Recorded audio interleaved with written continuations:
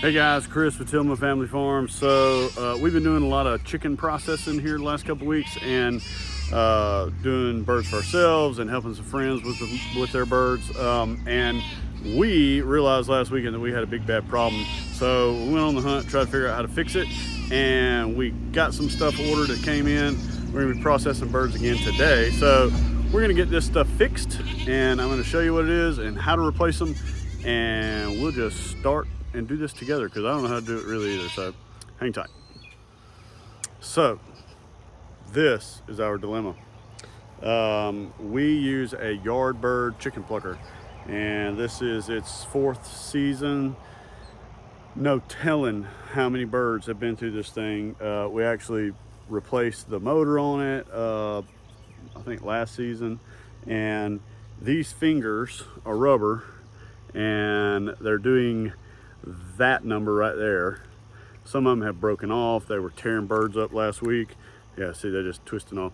So we ordered some, and I'm fixing to have to go through and change all of them, all these little bead things. So I'm pretty sure you got to cut them all out. So I'm going to show you guys how they come out and show you what we bought, how many we bought, and hopefully they're just going to pull and pop right back into place nice and easy. We'll see. All right, so as you can see, so this is just the top barrel.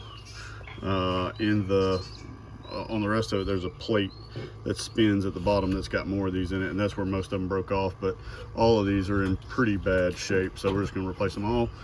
With the exception of the short ones down there, those are still in pretty good shape. So I took this one off, right there, so I could measure this hole, because lo and behold, when you go to order these, they are different sizes. So I'm going to get all of these things removed, and I'm going to give the inside of this barrel a good cleaning, and we'll see how easily they go in or don't go in. So the last one, all I did was I just cut the rubber on the outside, and they just kind of fall through. So got a pretty sharp knife. Oh yeah, and then sweet.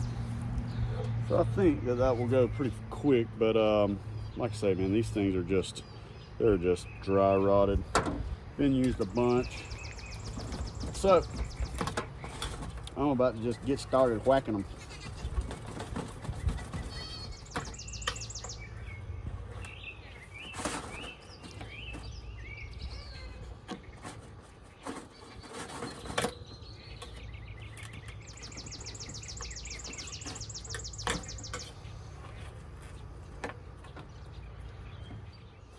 Last one.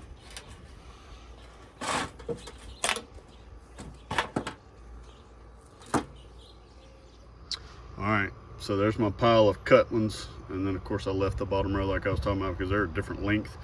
I can probably make those. I'd have to go through and cut them, but those were much better shape than the rest of them. So got all those done and out. I'm gonna give this a good cleaning, and then we're gonna test one and see how they go in. All right, so this is how we ordered these things. Okay, so these, there's 100 in here. I cannot remember exactly how much Jamie paid for these. I will leave a link to the Amazon store where we got these, but there's 100 of them, and they measured 3/4. So what I did before we ordered is when I cut out a hole and I measured the hole to see about what they were. So I really think that these are going to be really tough to pull through just by themselves. So I think we're going to try to use some soap to kind of make them a little bit slickery. So we're going to try that and see how easy they pop through. All right, so I'm just going to use the Clorox bleach cleaner stuff that we use on all of them. I'm not going to lube up the whole thing, but probably just right around the edges where it's going to pop through the hole. So you take and you put the long end through from the outside, and it gets so far, and then, oh yeah, easy peasy, man. So you just kind of pull down and kind of wiggle it back and forth until you get part of the crease in there, and the rest of it just pops right in. So I'm fixing to get to work and get these jokers knocked out because we got some birds to do here in a little while. So I was thinking about it. I started at the top after I put a couple more in. I think I'm going to go all the way around the bottom and probably work my way up. So just that fast, they pop right in. If I had a helper, this would probably go even that much faster. These things are really tough rubber, so you can bow up on them a little bit and not really snatch them around, but you can pull them in there pretty good like that. Just keep spinning her around and keep on keeping on. But I figured if I did the ones at the bottom first, that I wouldn't have to fight past the top ones to get to the bottom to put them in. So I'm just gonna keep on trucking, and then I'm just gonna move up and keep going around in circles. All right, so just like that. So time-wise, that took me about maybe 15 minutes to pull them all through. And all of those bad boys, with the exception of the half ones down at the bottom, are all brand new. So there's still one more step to this. We have to get some tools and take the plate off the bottom that spins and get all those cut and reinstalled. So I'm gonna go get some tools and then I'm gonna show it to you and we'll get started on that. All right, so this is the bottom. So this thing spins and you got the barrel on top of it. So look at the carnage. Look at all these that broke off. So I mean, like literally, I mean, they just tearing right up. So that is why we're doing this. But you see how many tore up. And what it started doing was it was tearing the skin on the birds. So we tried to do it as gentle as we could. So those will stay. Those are your sweeps that sweep the feathers down the bottom to the hole. But what you have to do to get this thing off is that right there is a 1/2 inch. You gotta take that out, and then this whole thing will come up and I'll be able to cut the back sides of them like I was doing on the barrel. And we'll get it cleaned up and get them swapped out. So one thing that I forgot to mention about this screw that holds this down, so that the way that this thing spins, they have engineered this thing for that one bolt in the middle to be reverse thread, okay? So if you're doing this on one of these things, check that before you go bowing up and tightening and stripping out these things. So a lot of the stuff that spins like this are going to be reverse thread. So, and what that means is that instead of lefty loosey righty tighty, it's exactly the opposite of that. So I got it out, fixed to pop this thing off of here. Can't remember how hard. I just put this motor back on it last year, so I've had this thing apart before. But anyway, let me get this thing off. I'll show it to you and we'll go from there. All right, so this is what this plate looks like. I've already removed everything. These are the sweeps that I was telling you about. So these go down and then they sweep all of the feathers to this hole here. So anyhow, I'm gonna start getting these pulled through. So the new fingers will go through this way. So same process as the barrel. I'm gonna lube these up a little bit so that they go through a little bit better, and we'll start putting them in.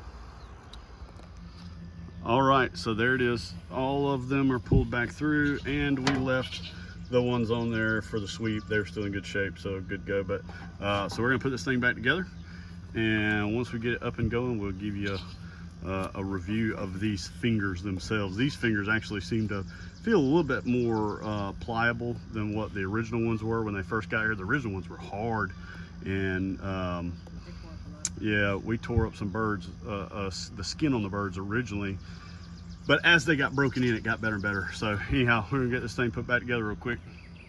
All right, so it's the next morning, and yes, we got carried away. We got busy working. We got to you know, doing this whole chicken processing thing, and I forgot to video some stuff plucking birds, but the verdict is exactly the same as when it was brand new. So these fingers, even though they felt a little more pliable, they still were a little bit rough on the birds. Before we process again, which probably next weekend, I'm gonna take, I don't know, maybe a basketball or something and put down in this thing and just let it run for a while. See if we can kind of break in, so to speak, the fingers. But we used it, it did exactly what it's supposed to do. It was just a little rough on the skin. We tried to back off the scalding a little bit to let the plucker work a little harder. That didn't help. But all in all, it did a good job. We didn't tear up too many birds. These are our personal birds. We don't sell birds anymore. So everything kind of turned out pretty old good.